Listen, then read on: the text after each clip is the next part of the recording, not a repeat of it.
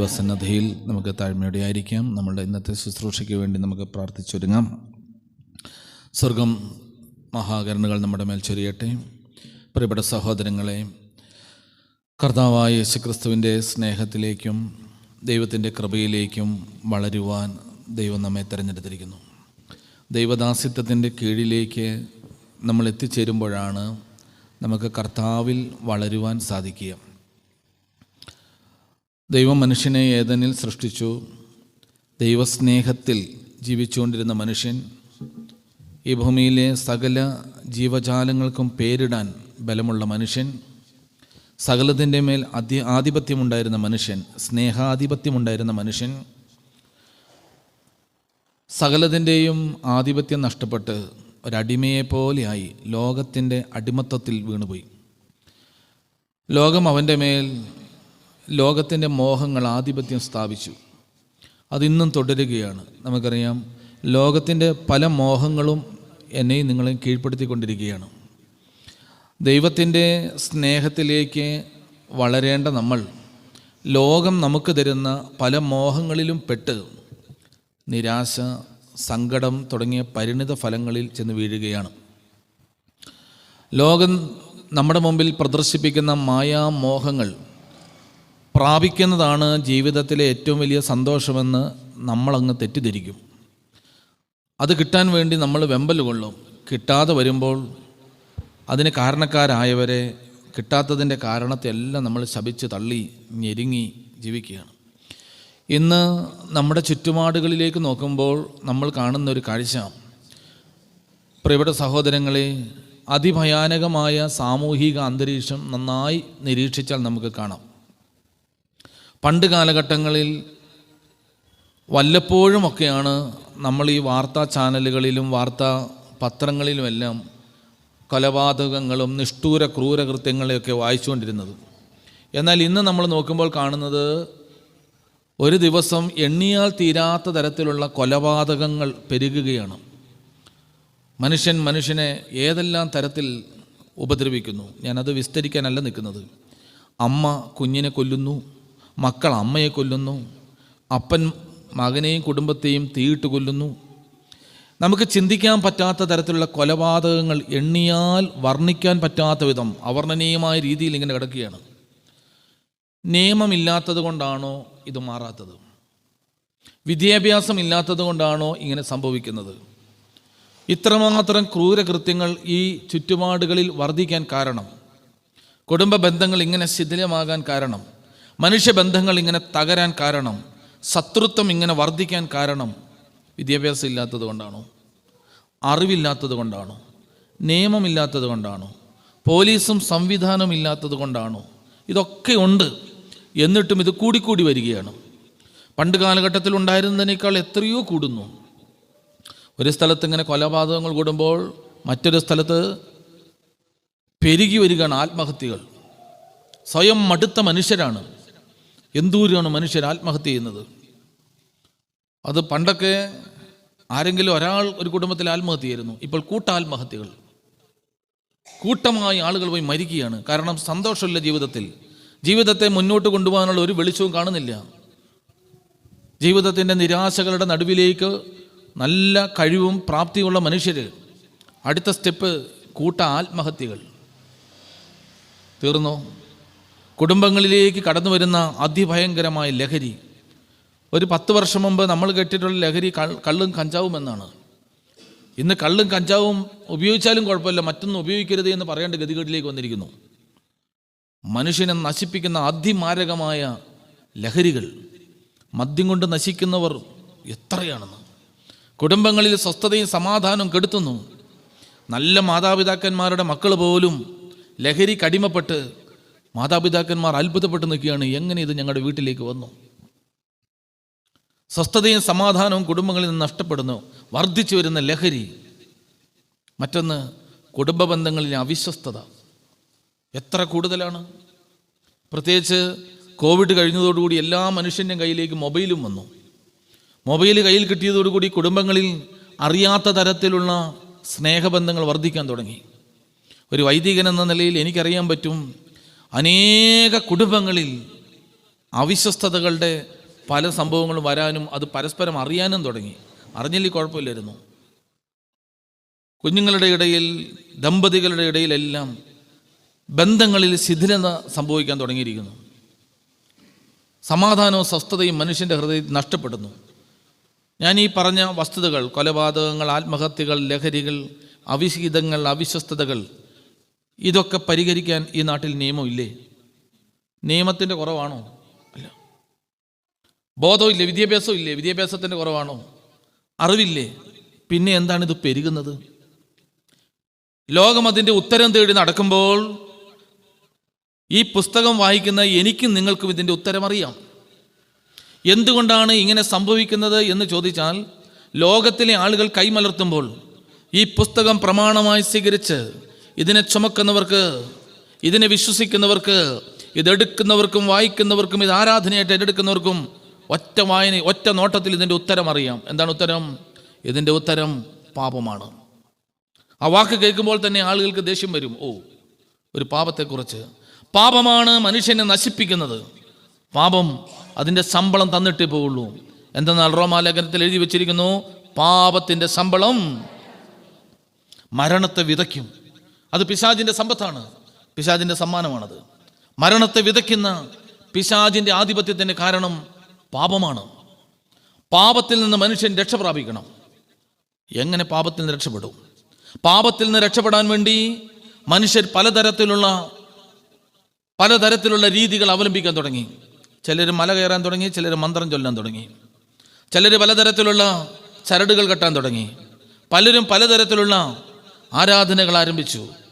കല്ലിനെ ആരാധിച്ചു, മണ്ണിനെ ആരാധിച്ചു, വെള്ളത്തെ ആരാധിച്ചു, തീയെ ആരാധിച്ചു, ആകാശത്തെ ആരാധിച്ചു, സൂര്യനെ ആരാധിച്ചു. പക്ഷെ പാപത്തിൻ്റെ ബന്ധനം മാറുന്നില്ല.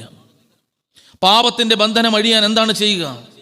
ചിലർ വില കൂടിയ വഴിപാടുകൾ അർപ്പിച്ചു നോക്കി, ചിലർ സ്വന്തം ശരീരത്തെ തന്നെ ബലിയർപ്പിക്കാൻ തുടങ്ങി, തൂക്കുനേർച്ചകൾ ഇട്ടുകൊണ്ട് തുടങ്ങി, ഗരുഡൻ തൂക്കങ്ങൾ നടത്തി നോക്കി.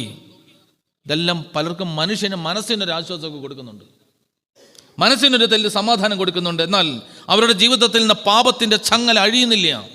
പിശാച് പൂട്ടിയ കെട്ട് പൊട്ടുന്നില്ല. പൈശാചിക ബന്ധനം അഴിയുന്നില്ല. കുടുംബങ്ങളിൽ നിത്യസമാധാനം വരുന്നില്ല.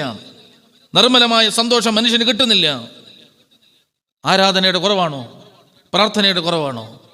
എന്നാൽ ഈ പുസ്തകം എടുക്കുമ്പോൾ ഈ പുസ്തകത്തിൻ്റെ തങ്കത്താളുകളിൽ ഇതിൽ ആരെക്കുറിച്ച് പ്രമാദിച്ചിരിക്കുന്നു, ആരെക്കുറിച്ച് എഴുതിയിരിക്കുന്നുവോ ആ പ്രാണപ്രിയനായ യേശുക്രിസ്തു കാൽവറിയുടെ മലയുടെ മുകളിൽ ഒഴുക്കിയ നിർമ്മലവും സജീവവുമായ അവൻ്റെ തങ്കച്ചോരയാൽ സൗജന്യമായി അത് സ്വീകരിക്കുന്നവർക്ക് സൗജന്യമായ പാപപരിഹാരം കൊടുത്തുകൊണ്ട് അവൻ ലോകത്തിന് പാപമോചനം പ്രഘോഷിച്ചു. പ്രിയപ്പെട്ട ദൈവമക്കളെ, ആയതുകൊണ്ട് ഒരു വ്യക്തിക്ക് ജീവിതത്തിൽ നിത്യസമാധാനവും സ്വർഗീയ സന്തോഷവും ജീവിതത്തിൽ ദൈവിക കരുണകളും പ്രാപിക്കാനുള്ള ഏക വഴി 1 യോഹന്നാൻ 1:7 എഴുതിയിരിക്കുന്നതായ അവൻ്റെ പുത്രനായ യേശുവിൻ്റെ രക്തത്താൽ കഴുകപ്പെടുക എന്നുള്ളതാണ്. അത് സൗജന്യമാണ്. അത് നീ ഏത് ജാതിയിൽപ്പെട്ടവനാണ്, ഏത് സഭയിൽപ്പെട്ടവനാണ്, ഏത് വിഭാഗത്തിൽപ്പെട്ടവനാണ്, ഏത് നിറത്തിൽപ്പെട്ടവനാണ്, ഏത് രാജ്യത്തിൽപ്പെട്ടവനാണ്, അങ്ങനെയൊന്നില്ല. അതിനകത്ത് ഒന്നേ ഉള്ളൂ, നിനക്കൊരു നുറുങ്ങിയ ഹൃദയമുണ്ടോ? ഈ യേശു ക്രിസ്തുവിനെ നാഥനും രക്ഷിതാവുമായി സ്വീകരിക്കുവാൻ, യേശുവേ എന്ന് ഉറക്കെ എന്ന് വിളിക്കുവാൻ എൻ്റെയും നിങ്ങളുടെയും അകതാരുകളിൽ താല്പര്യമുണ്ടെങ്കിൽ പ്രാണനാഥൻ ഏത് അശുദ്ധമായ, ഏത് ശാപം കെട്ടിയ, ഏത് അന്ധകാരം നിറഞ്ഞ, ഏത് പാപത്തിൻ്റെ പടുകുഴിയിൽ കിടക്കുന്ന ജീവിത സാഹചര്യമാണെങ്കിലും അവൻ്റെ തൃപ്പാദങ്ങളുമായി എഴുന്നള്ളുക തന്നെ ചെയ്യും. അതുകൊണ്ടാണ് ശപിക്കപ്പെട്ട സ്ഥലമെന്ന് പേരുകെട്ട യെരിഹോയിൽ കണ്ണു കാണാത്ത ബർത്തിലുമായി യേശുവേ ദാവീദ് പുത്രാ എന്ന് നിലവിളിച്ചപ്പോൾ അവനെ സൗഖ്യപ്പെടുത്തിയത്. അതുകൊണ്ടാണ് ശപിക്കപ്പെട്ട വർഗമെന്ന് പേരുകെട്ട കാനാന്യ വർഗത്തിൽ നിന്ന് ഒരു കാനാന്യക്കാരി യേശുവേ ദാവീദിന്റെ പുത്ര, എൻ്റെ മകളെ പിശാച് ബന്ധിച്ചിരിക്കുന്നു എന്നൊരു അമ്മ നിലവിളിച്ചപ്പോൾ അവളുടെ ജീവിതത്തിലേക്ക് യേശു ഇറങ്ങി വന്നത്. പ്രിയപ്പെട്ട സഹോദരങ്ങളെ, ഈ പുസ്തകം നമുക്ക് തരുന്ന സന്ദേശം നാം ആത്മാവിൽ വളരുക എന്നുള്ളതാണ്, ദൈവകൃപയിൽ വളരുക എന്നുള്ളതാണ്. നമ്മളിവിടെ എല്ലാ ശനിയാഴ്ചയും വന്ന് ധ്യാനിക്കുന്ന ആളുകളാണ് കൂടുതലിരിക്കുന്നത്. ഇവിടെ ഇരുന്ന് എല്ലാ ശനിയാഴ്ചയും ധ്യാനിച്ച് വിശുദ്ധ കുർബാനയിൽ പങ്കെടുത്ത് വചനം കേട്ട് പ്രാർത്ഥിച്ച് തിരിച്ചു പോകുമ്പോൾ ഇനി നമ്മളോടൊരു ചോദ്യം ചോദിക്കണം. നമ്മൾ ആത്മാവിൽ എന്തൊരു വളർന്നിട്ടുണ്ട്? എന്താണ് ആത്മാവിൽ വളരുക എന്ന് പറഞ്ഞാൽ? ആത്മീയതയിൽ വളരുക. ആത്മീയതയിൽ വളരാൻ ആഗ്രഹമില്ലാത്ത ആരാളുള്ള ഇവിടെ? അതുള്ളത് കൊണ്ടാണ് നമ്മളെപ്പോഴും വരുന്നത്. ആത്മീയതയിൽ വളരണം. എങ്ങനെയാണ് ആത്മീയതയിൽ വളരുക? ഒരു വ്യക്തി ആത്മീയതയിൽ വളർന്നു, ആത്മീയതയിൽ നല്ല ആത്മീയതയിൽ വളർന്ന ഒരാളുടെ പ്രത്യേകത എന്താണ്?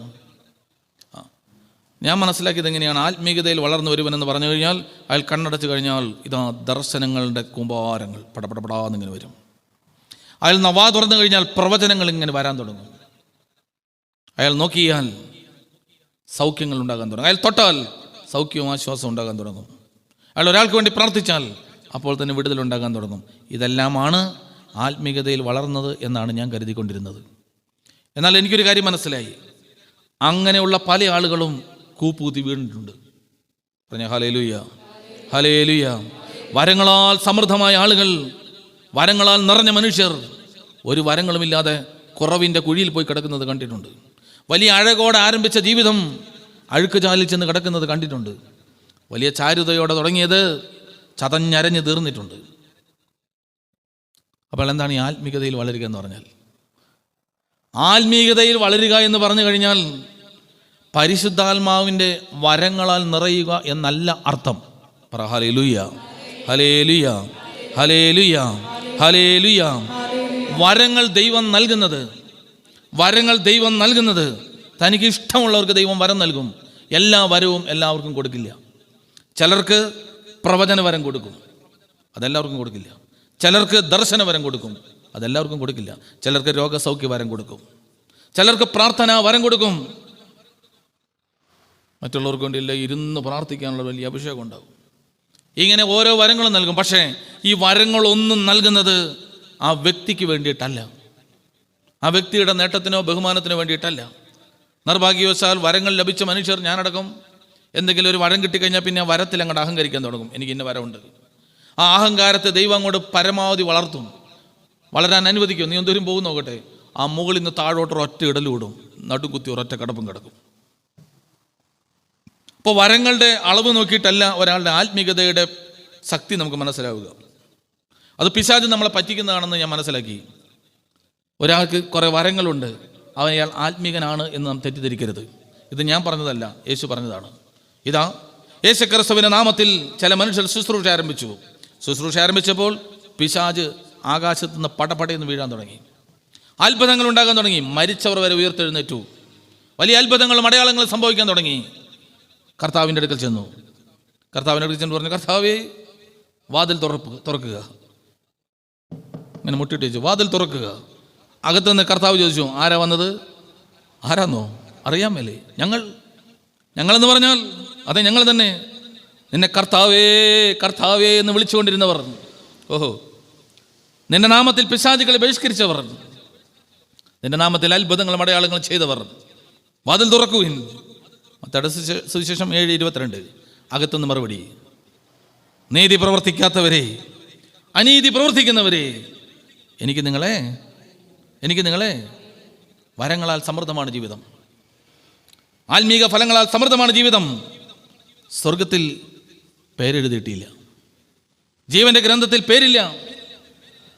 വാതിൽ മുട്ടിയപ്പോൾ അവിടെ നിന്ന് തിരിച്ച മറുപടി, എനിക്ക് നിങ്ങളെ അറിയാൻ മേല. പ്രിയപ്പെട്ടവരെ, അപ്പോൾ പിന്നെ എന്താണ് ആത്മാവിൽ വളരുക എന്ന് പറഞ്ഞാൽ അർത്ഥം? യേശുവിൻ്റെ നാമം ഉപയോഗിച്ചുകൊണ്ട് പൈശാചിക ശക്തികളെ ബന്ധിക്കുന്നതും, യേശുവിൻ്റെ നാമം ഉപയോഗിച്ചുകൊണ്ട് വരങ്ങൾ കൊണ്ട് വലിയ പ്രഘോഷണങ്ങളും പ്രവചനങ്ങളും നടത്തുന്നതും, ആത്മീക മേഖലകളിൽ ഉല്ലസിച്ച് നിൽക്കുന്നവരും സ്വർഗത്തിൻ്റെ ജീവഗ്രന്ഥത്തിൽ പേരെഴുതിപ്പെട്ടിട്ടില്ല എങ്കിൽ വരങ്ങൾ കൊണ്ട് എന്ത് ഗുണം? അപ്പോൾ ഓർക്കുക, വരങ്ങൾ പ്രാപിക്കുന്നതല്ല ആത്മീകതയുടെ അളവുകോൽ. അത് ദൈവനാമത്തിൻ്റെ മഹത്വത്തിന് വേണ്ടി ചിലരെ ഏൽപ്പിക്കും. അത് മൺപാത്രത്തിലെ നിധിയാണ്. അത് വിശ്വസ്തയോടെ കൊണ്ടു നടന്നാൽ അതിന് പ്രതിഫലമുണ്ട്. പൗലോസ് അപ്പോസ്തലൻ പറഞ്ഞു, എന്നെ നീ ഭരമേൽപ്പിച്ചിരിക്കുന്ന ഈ അപ്പസ്തോലിക നൽവരം അത് മൺപാത്രത്തിലെ നിധി പോലെ ഞാൻ സൂക്ഷിക്കുകയാണ്. അത് എപ്പോൾ വേണമെങ്കിലും ഉടഞ്ഞ് പൊട്ടിപ്പോകാതെ സൂക്ഷിക്കണം. എന്നെ സംബന്ധിച്ച് ദൈവം തന്നിരിക്കുന്ന ഒരു വരമാണ് പൗരോഹിത്യ നൽവരം. അതെങ്ങനെ കൊണ്ടു നടക്കണമെന്നുള്ളത് എൻ്റെ ഉത്തരവാദിത്തമാണ്. ദൈവം തന്നു, അത് എങ്ങനെ കൊണ്ടു നടക്കണം ഞാനാ തീരുമാനിക്കുക. എനിക്ക് വേണമെങ്കിൽ ഇത് ഏത് അഴുക്ക് ചാലി കൂടെ കൊണ്ടു നടക്കാം. എൻ്റെ ബുദ്ധിയുടെയും എൻ്റെ അറിവിൻ്റെയും എൻ്റെ ബലത്തിൻ്റെയും എല്ലാം ശക്തി കൊണ്ട് ആരും അറിയാതെ കൊണ്ടു നടക്കാം. ഏത് അഴുക്ക് ചാലിലൂടെയും. ഒരുപക്ഷെ ആരും അറിയില്ല, പക്ഷെ സ്വർഗം കാണും. പ്രിയപ്പെട്ട സഹോദരങ്ങളെ, അങ്ങനെയാണെങ്കിൽ എന്താണ് ആത്മാവിൽ വളരുക എന്ന് കേട്ടു. ഞാൻ ഈ ഒരുക്ക പ്രാർത്ഥനയുടെ സമയത്ത് ഞാൻ ഈ സന്ദേശം പറഞ്ഞ് നമ്മളൊന്ന് ഒരുങ്ങാൻ പറഞ്ഞത്, ആത്മാവിൽ ഒരുങ്ങുക എന്ന് പറഞ്ഞാൽ ഒറ്റ അർത്ഥമേ ഉള്ളൂ: സ്നേഹത്തിൽ വളരുക. സ്നേഹത്തിൽ വളരുക എന്നുള്ളതാണ് ആത്മീകതയുടെ വളർച്ചയെങ്കിൽ, സ്നേഹത്തിൽ വളരുന്നില്ല എങ്കിൽ നമ്മുടെ ആത്മീക ജീവിതം വലിയ പരാജയമാണ്. അപ്പോൾ ചോദ്യം ഇതാണ്: നമുക്ക് സ്നേഹത്തിൽ വളരാൻ കഴിയുന്നുണ്ടോ? ഈ ചോദ്യം ഇനി ഞാൻ എന്നോട് തന്നെ ചോദിക്കുന്ന ചോദ്യമാണ്. സ്നേഹത്തിൽ വളരാൻ കഴിയുന്നുണ്ടോ? അങ്ങനെ വളരാൻ കഴിയുന്നുണ്ടോ എന്നറിയാൻ ഒരു 4-5 ചോദ്യം നമ്മളോട് ചോദിച്ചാൽ മതി. നമ്മളോട് തന്നെ ഒരു 5 ചോദ്യം ചോദിച്ചാൽ മതി. അതിലൊന്നാമത്തെ ചോദ്യം, നമ്മൾ ആത്മീകതയിൽ വളരുന്നുണ്ടോ എന്നുള്ളത്. ഇതിൻ്റെ ഉത്തരം ആരും പറയണമെന്നില്ല, പക്ഷെ ഉത്തരം ധ്യാനമായിരിക്കണം. അതിലൊന്നാമത്തെ ചോദ്യം ഇതാണ്: നിങ്ങൾക്ക്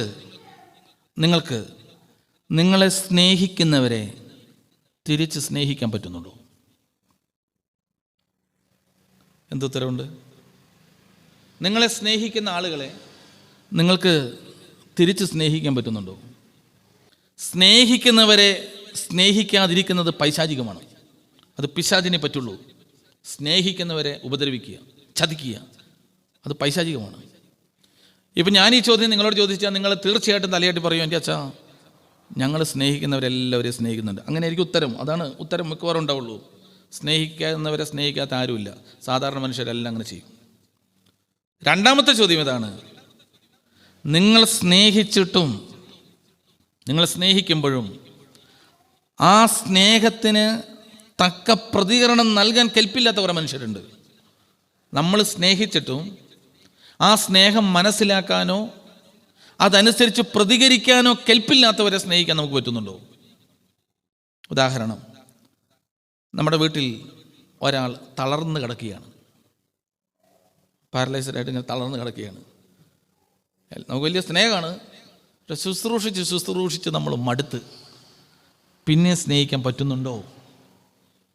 അത് പുറമേ പറയരുത് ഉത്തരം, അവനവൻ്റെ നെഞ്ചിനകത്ത് പറയണം. പറ്റുന്നുണ്ടോ? ഉണ്ട്.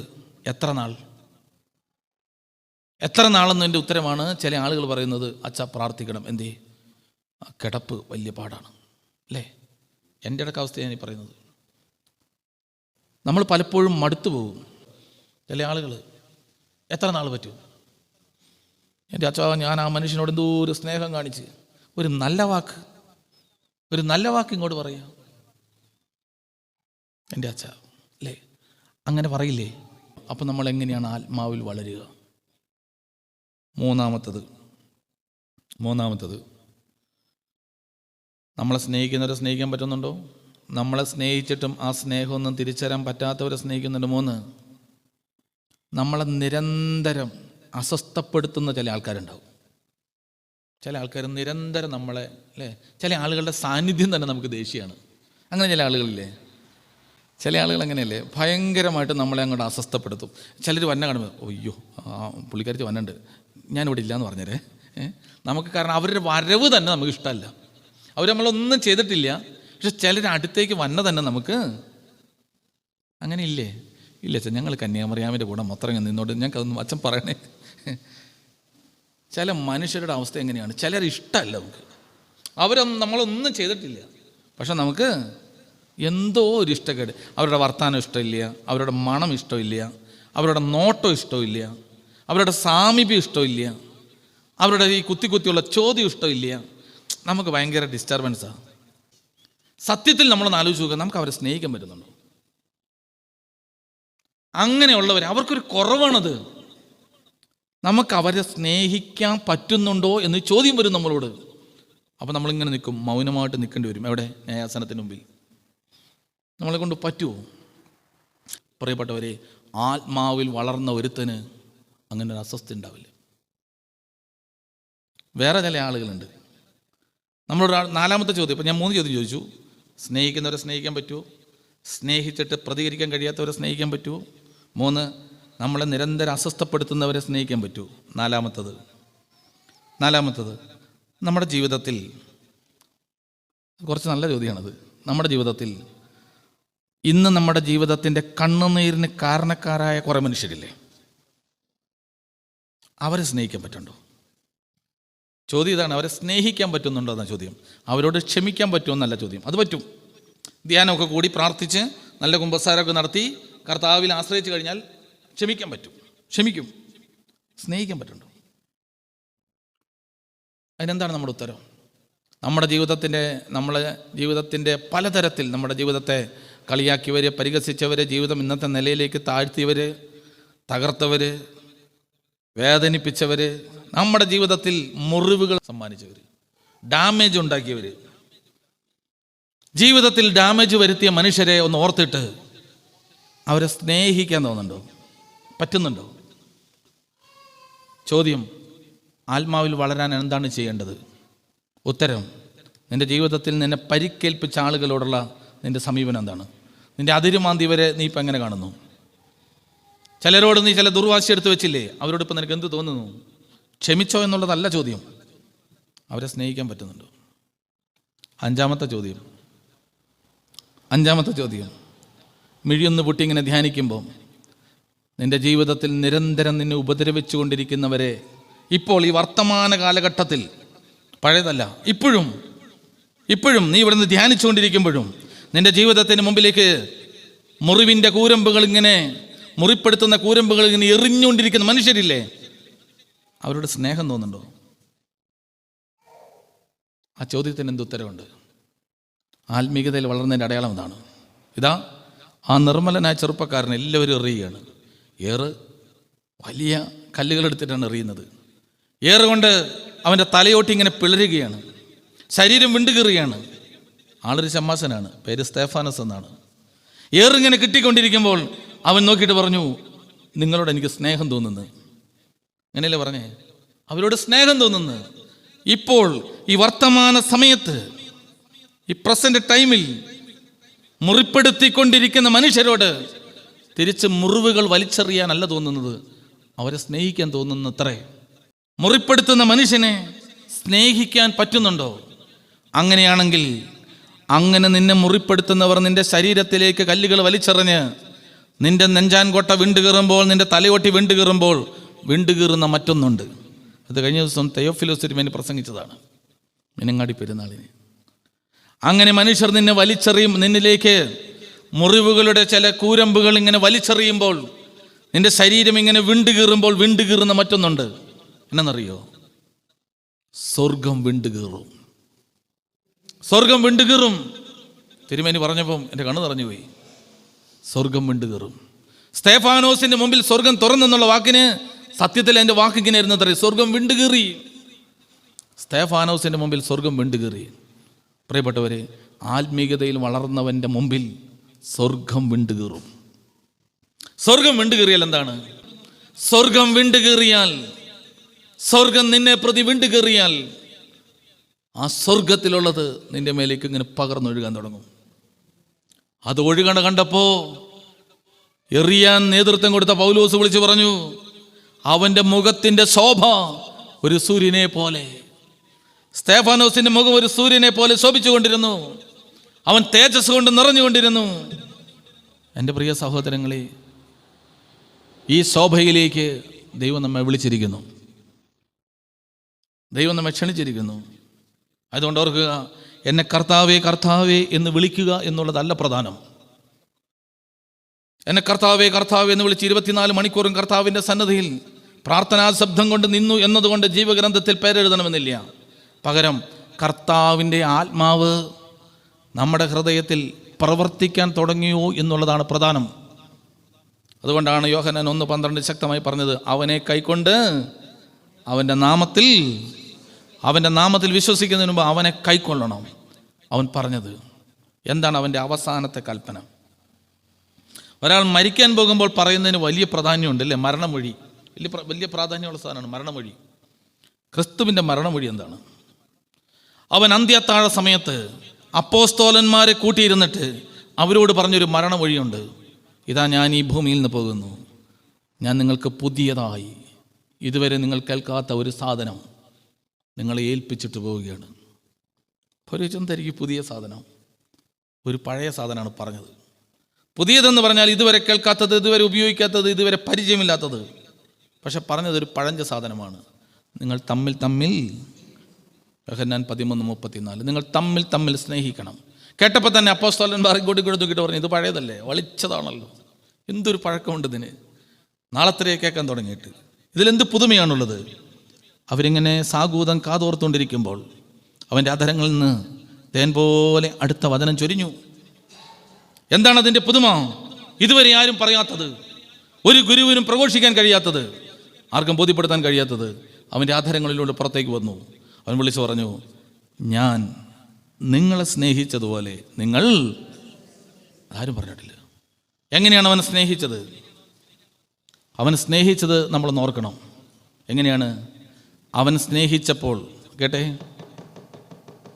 അവൻ സ്നേഹിച്ചപ്പോൾ അവസാനത്തെ തുള്ളി രക്തത്തിൻ്റെ രുചി പോലും സ്നേഹമായിരുന്നു. അവസാനത്തേതും രുചിയുള്ളതായിരുന്നു. നമ്മൾ ചിന്തിച്ച് നോക്കുക, നമ്മുടെ അവസാനത്തേത് എങ്ങനെയാണ്? ആരംഭിച്ചത് വലിയ കേമത്തിലാണ്, അവസാനിക്കുന്നതാണ് പ്രധാനം. വലിയ കേമത്തത്തോടെ ആരംഭിച്ചു, അവസാനം എങ്ങനെയാണ്? അത് വലിയ പ്രാധാന്യമുള്ളതല്ലേ? ഈ പഴയ നിയമവും പുതിയ നിയമവും തമ്മിലുള്ള പ്രധാനപ്പെട്ട വ്യത്യാസങ്ങളിലൊന്ന്, പഴയ നിയമത്തിൽ പലതും വലിയ കേമത്തത്തോടെയാണ് ആരംഭിച്ചത്, അവസാനിച്ചത് വലിയ പ്രയാസത്തോടെയാണ്. ആദാമിൻ്റെ ജീവിതം ആരംഭിച്ചത് വലിയ കേമത്തത്തോടെയാണ്, അവസാനിച്ചത് നമുക്കറിയാം. നോഹ ശുശ്രൂഷ ആരംഭിച്ചത് വലിയ കേമത്തത്തോടെയാണ്, അവസാനിച്ചത് നമുക്കറിയാം. മുന്തിരിങ്ങ വാറ്റി എന്തൊരു ശാപം പഠിച്ച ജീവിതമായിരുന്നു. ഏലി പുരോഹിതൻ വലിയ കേമത്തത്തോടെ ആരംഭിച്ച പൗരോഹിത്യ ശുശ്രൂഷയാണ്. പീഠത്തിൽ നിന്ന് കഴുത്തൊടിഞ്ഞ് മരിക്കുമ്പോൾ മക്കൾ പിഴച്ചു കിടക്കുകയാണ്. ദാവീദ് എത്ര ശ്രേഷ്ഠതയോടെയാണ് ആരംഭിച്ചത്, അവസാനം നമ്മൾ കണ്ടതാണ്. ശൗൽ, പഴയ നിയമത്തിലെ ശൗൽ എന്തൊരു തേജസ്സോടെയാണ് ശുശ്രൂഷ ആരംഭിച്ചത്, മരണം നമ്മൾ കണ്ടതാണ്. വാളിൽ കുത്തി മരിക്കുമ്പോൾ ഒരു തകർന്ന ജീവിതമായിരുന്നത്. ജ്ഞാനിയായ ശലോമോൻ എന്ത് ശ്രേഷ്ഠതയോടെയാണ് ദക്ഷിണദേശത്തെ രാജ്ഞി വന്നിട്ട് അവന് മുമ്പിൽ അമ്പരപ്പോടെ നിന്നിട്ടുണ്ട്. പെണ്ണ് കെട്ടി അയാളുടെ അന്ത്യം എത്ര ദയനീയമാണ്. അപ്പോൾ പഴയ നിയമത്തിലേക്ക് നമ്മൾ നോക്കുമ്പോൾ പലപ്പോഴും കാണുന്നത് എന്ത് ശ്രേഷ്ഠതയോടെ ആരംഭിച്ചു, എത്ര ദയനീയമായി അവസാനിച്ചു. ഇത് നമ്മുടെ ജീവിതത്തിൽ ഈ പഴയ നിയമത്തിൽ തന്നെയാണോ? കുടുംബജീവിതം ആരംഭിച്ചത് എന്ത് സന്തോഷത്തോടെയാണ്. ആ കല്യാണ ദിവസം ഓർത്ത് നോക്കി, ഇപ്പോഴത്തെ അവസ്ഥ എന്താ? എങ്ങനെയാണ് അവസാനിക്കാൻ പോകുന്നത്?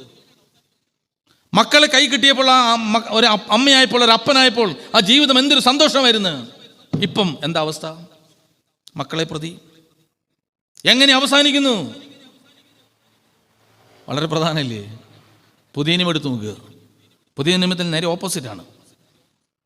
മീൻകൊട്ടയിൽ കൈയിട്ട് വാരി മീൻ്റെ മണമുള്ളൊരു ചീഞ്ഞ ജീവിതം അപ്പോസ്തലന്മാരുടെ, അത് അവസാനിച്ചത് കാൽവറി രക്തത്തിൻ്റെ മണത്തിലാണ്. പൗലോസ്ലീഹ എങ്ങനെയാണ് അവസാനിച്ചത്? കർത്താവിന് വേണ്ടി തല്ലുകൊള്ളുന്നൊരു ചെണ്ട. അയാളുടെ ജീവിതം തന്നെ അങ്ങനെ യേശുവിന് വേണ്ടി നിലനിൽക്കാൻ തുടങ്ങി. പ്രിയപ്പെട്ട സഹോദരങ്ങളെ, എവിടെയാണ് നമ്മുടെ ജീവിതത്തെ നമ്മൾ കൊണ്ടെത്തിക്കുന്നത്? ആത്മാവിൽ വളരുന്നതിൻ്റെ അർത്ഥം.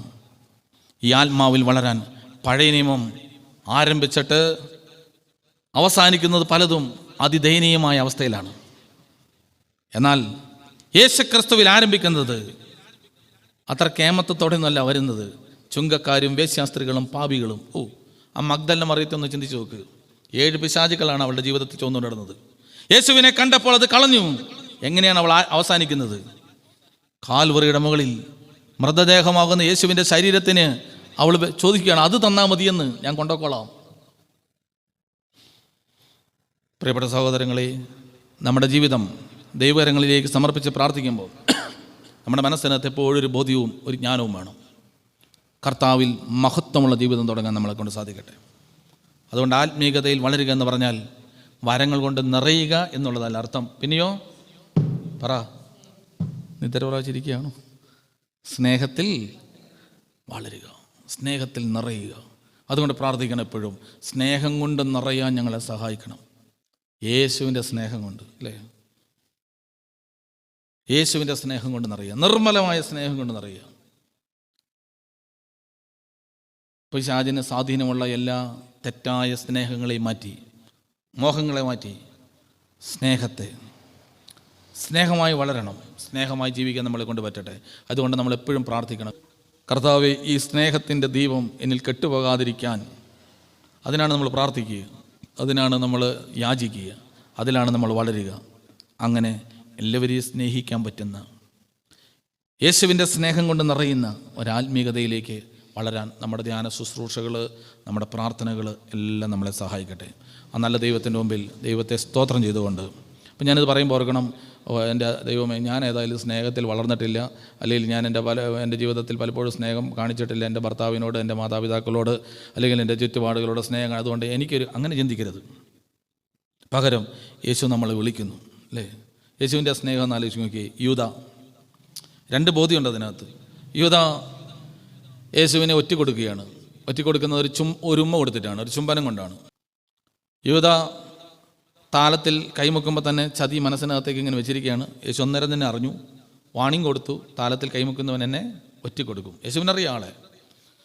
ശിഷ്യന്മാർക്ക് പറഞ്ഞു കൊടുത്തു, യോഹന്നാന് പറഞ്ഞു കൊടുത്തു. യോഹന്നാനും മിണ്ടിയില്ല. കാരണം പരസ്യമായി പറയേണ്ടതേ പരസ്യമായി പറയാവുള്ളൂ, രഹസ്യമായി പറഞ്ഞത് രഹസ്യമായിട്ടിരിക്കണം. യോഹന്നാൻ ഒന്നും മിണ്ടാൻ പോയില്ല. കാരണം യോഹന്നാൻ ഈ സ്നേഹം കൊണ്ട് നിറഞ്ഞിരിക്കുകയാണ്.